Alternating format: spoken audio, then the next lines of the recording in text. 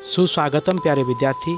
आज हम पढ़ेंगे मुंशी प्रेमचंद जी के द्वारा लिखित कहानी जीवन में साहित्य का स्थान।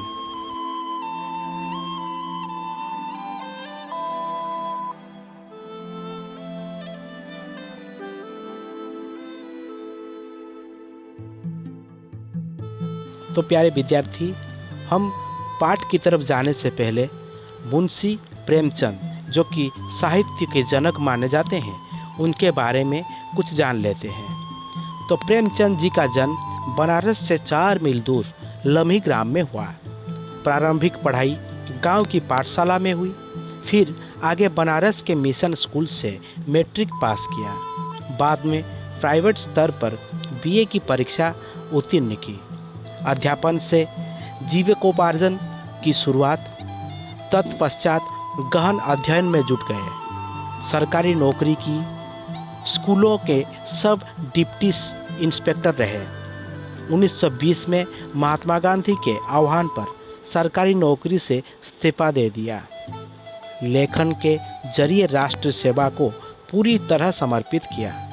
उन्होंने हिंदी, उर्दू दोनों भाषाओं में कलम चलाई। उन्हें दोनों भाषाओं के पाठकों से अपार स्नेह मिला। 1936 में प्रगतिशील लेखक संघ के प्रथम अधिवेशन की अध्यक्षता की। कई पत्रिकाओं का संपादन भी किया। तो इनकी कुछ प्रमुख रचनाएं हैं, जैसे कि सेवा सदन, प्रेमाश्रम, निर्मला, प्रतिज्ञा, कर्मभूमि, रंगभूमि, गोदान जैसे उपन्यास। इनकी कहानियाँ लगभग 300 हैं। तो अब चलिए मुंशी प्रेमचंद जी के द्वारा लिखित ये कहानी जीवन में साहित्य का स्थान, इसको हम विस्तार से पढ़ते हैं। तो पहले तो कहते हैं, साहित्य का आधार हमारा यह जीवन है। इसी नींव पर साहित्य की दीवार खड़ी होती है। मतलब नींव मतलब जो एक दीवार खड़ी करने के लिए गड्ढा खोदा जाता है, उसको नींव कहते हैं। तो इसी नींव पर साहित्य की दीवार खड़ी होती है। उसकी अटारियाँ, मीनार और गुंबद बनते हैं। मतलब साहित्य को लेकर बहुत कुछ बनाया जाता है।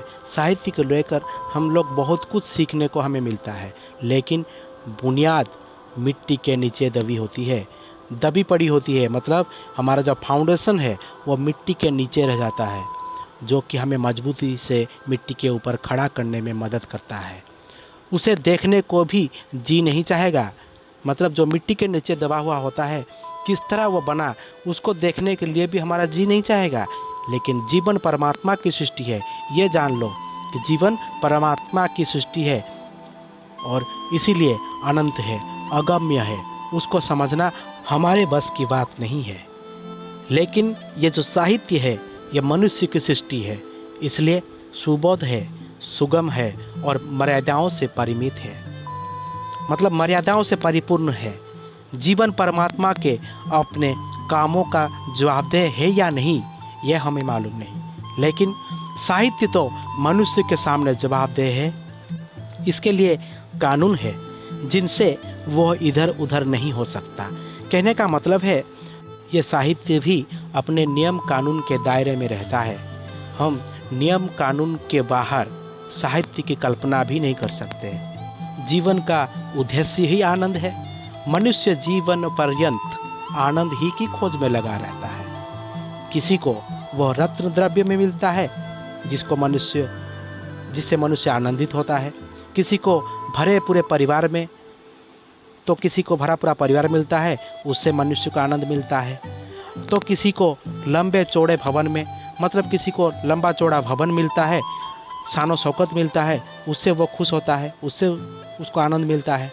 किसी को ऐश्वर्य में, तो किसी को नाम कमाने में आनंद मिलता है।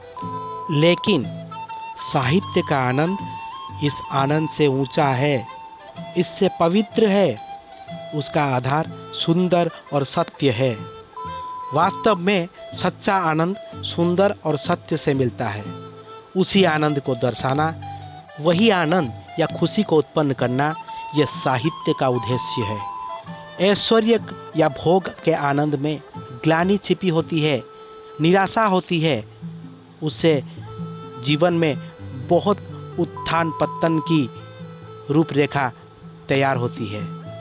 उससे अरुचि भी हो सकती है, पश्चाताप भी हो सकता है, पर सुंदर से जो आनंद प्राप्त होता है वो अखंड है, अमर है, और वो साहित्य में ही है, या फिर यह कह सकते हैं वो केवल साहित्य में ही मिलता है। तो आगे बढ़ते हैं। तो साहित्य के 9 रस कहे गए हैं।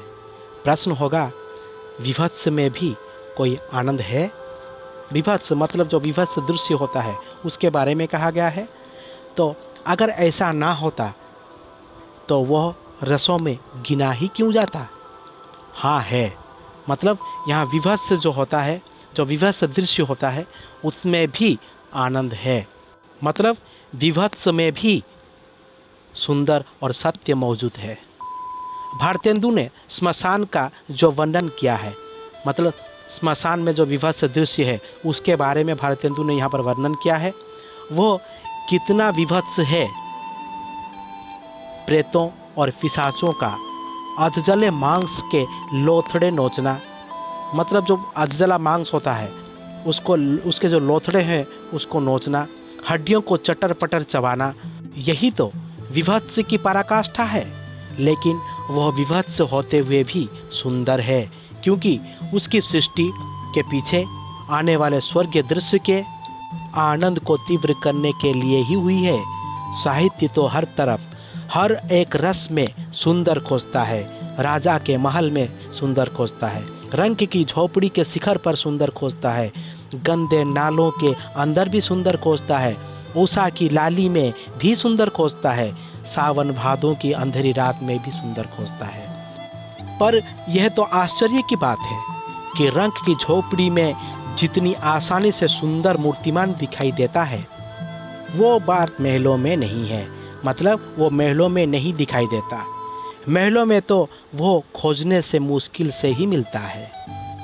जहाँ मनुष्य अपने मौलिक यथार्थ अकृत्रिम रूप में है वही आनंद है। आनंद कृत्रिमता और आडंबर से कोसों भागता है। इसको, आनंद को कृत्रिमता और आडंबर अच्छा नहीं लगता, मतलब वहाँ से आनंद नहीं मिलता। सत्य का कृत्रिम से क्या संबंध? अतएव हमारा विचार है कि साहित्य में केवल एक रस है और वह है श्रृंगार रस। कोई रस साहित्यिक दृष्टि से रस नहीं रहता और न उस रचना की गणना साहित्य में की जा सकती है जो श्रृंगार विहीन हो और सुंदर हो, जो रचना केवल वासना प्रधान हो, जिसका उद्देश्य कुत्सित भावों को जगाना हो, जो केवल बाह्य जगत से संबंध रखे, वह साहित्य नहीं है। जासूसी उपन्यास अद्भुत होता है, लेकिन हम उसे साहित्य उसी वक्त कहेंगे जब उसमें सुंदर का समावेश हो। खूनी का पता लगाने के लिए सतत उद्योग, नाना प्रकार के कष्टों का झेलना, न्याय मर्यादा की रक्षा करना, ये भाव हैं जो इस अद्भुत रस की रचना को सुंदर बना देते हैं। मतलब जो कुछ भी हम रचना करते हैं, जिस बारे में भी हम सोचते हैं, उसमें जो हमें अच्छा लगता है या फिर हमारे जीवन में जो प्रभाव पड़ता है, वही किसी भी अद्भुत रस की रचना को सुंदर बना देते हैं। तो प्यारे विद्यार्थी, इस विषय को आज हम यही रखते हैं। आगे का हम अगले क्लास में पढ़ेंगे। तब तक के लिए हमें इजाज़त दीजिए। धन्यवाद। घर पर रहिए, सुरक्षित रहिए।